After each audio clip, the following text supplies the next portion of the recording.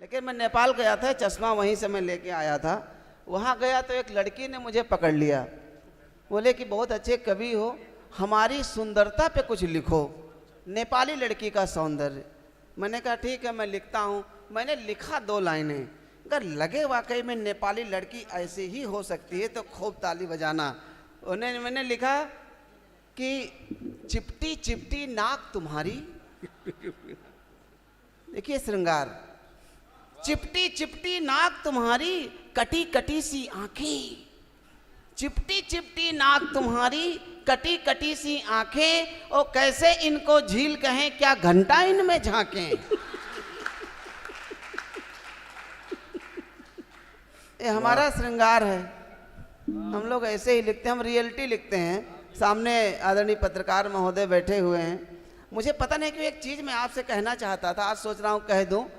15 अगस्त को शराब बंद रहती है, 16 तारीख को अखबार नहीं आता, 2 अक्टूबर को भी शराब बंद रहती है, 3 अक्टूबर को अखबार नहीं आता, 26 जनवरी को शराब बंद रहती है, 27 जनवरी को अखबार नहीं आता।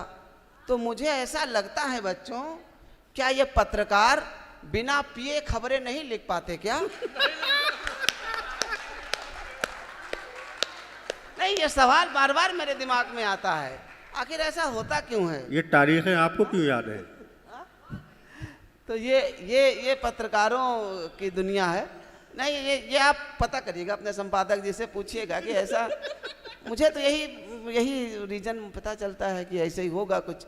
अच्छा, बहुत सारे कवियों ने पढ़ा, तमाम तरीके की कविताएं पढ़ी गईं, तमाम तरीके का श्रृंगार पढ़ा गया।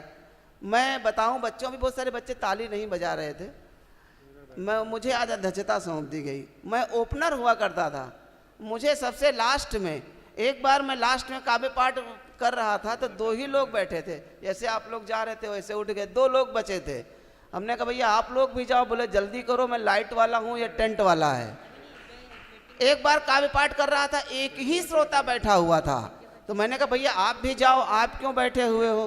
तो उसने कहा कि अगर किसी तबेले में 100 भैंसें हैं और 99 भैंसें अगर भाग जाएं तो क्या एक भैंस को चारा नहीं खिलाओगे?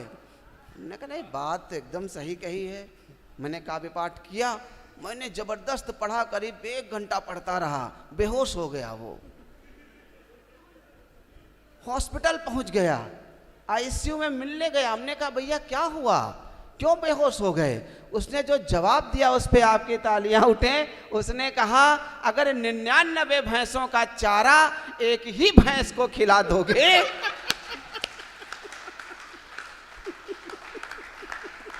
वाह, तो यही होगा।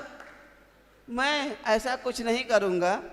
प्रिंसिपल साहब बैठे हुए थे, जैसे शिखा जी का काव्य पाठ खत्म हुआ वो चले गए। इससे पता चलता है कि यहाँ बहुत अच्छा हो रहा है। नहीं होना चाहिए, महिलाओं का सम्मान करना चाहिए, वो भी सम्मान करके चले गए।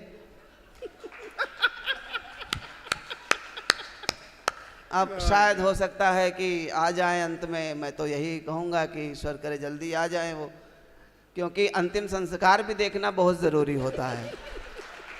उद्घाटन से ज़्यादा अंतिम संस्कार ज़रूरी होता है, वो लास्ट होता है, उसके बाद फिर कुछ नहीं होता है।